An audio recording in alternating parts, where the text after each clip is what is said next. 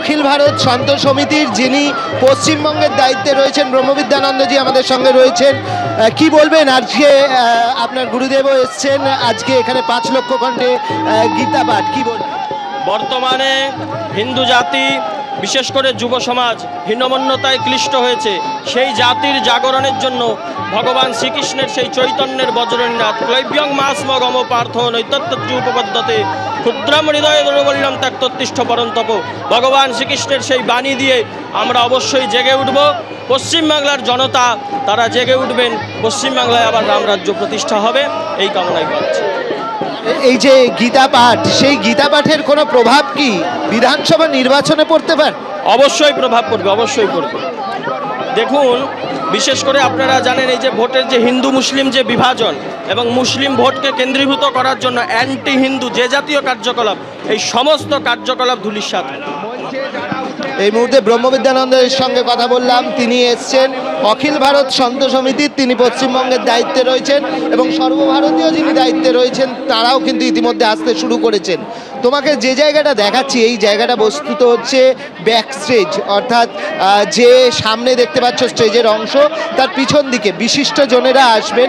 আমরা জানি যে এখানে যেরকম বিভিন্ন সন্তরা আসবেন, যেরকমভাবে বাগেশ্বর ধামের প্রধান আসবেন, সেই রকমভাবে সাধ্বী ঋতম্ভরা আসবেন, অন্যান্যরা সবাই আসবেন এবং তাদের জন্য নির্দিষ্ট কক্ষের আয়োজন করা হয়েছে, বসার আয়োজন করা হয়েছে একদম পিছন দিকে, এবং পুরো আয়োজনটাই অত্যন্ত সুন্দরভাবে করা হয়েছে এবং এর পিছনে কিন্তু একটা নির্দিষ্ট পরিকল্পনা মাফিক পুরোটা করা হয়েছে। তো ইতিমধ্যেই যারা সন্তরা আসতে শুরু করেছেন, একটা জিনিস বলে রাখি, এখানে কিন্তু গীতা পাঠের শুরুর সময় 11:26, সেটাকে বলা হচ্ছে অভিজিৎ মুহূর্ত। 11:26 অভিজিৎ মুহূর্তে গীতা পাঠ শুরু হবে, যে গীতা পাঠের নির্দিষ্ট খণ্ড এখানে পাঠ করা হবে।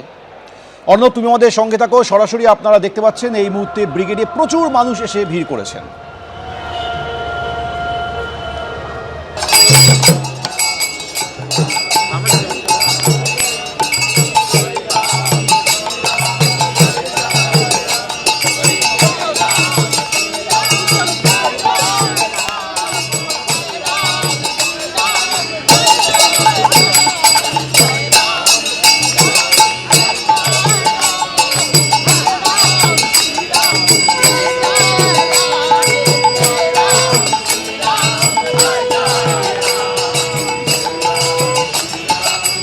আসছেন এবং প্রচুর পরিমাণে লোক আসছেন, আমাদের সংবাদ পাচ্ছি।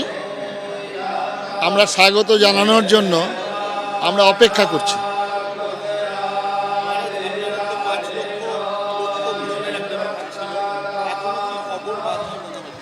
আমরা কাল পর্যন্ত 3 লক্ষ লোকের একটা আমরা এস্টিমেট করে হিসাব করেছি, পেয়েছিলাম। আজকে আরও বেড়ে গেছে ওটা। আমাদের বিভিন্ন যে সংগঠন আছে, বিভিন্ন গ্রামগঞ্জ, সেখান থেকে সংবাদ আসছে, তারা সব গাড়িতে করে আসছে, সবাই এসে পড়েছেন। 3 জন এসে গেছেন, আরেকজন ফ্লাইটে আসছেন।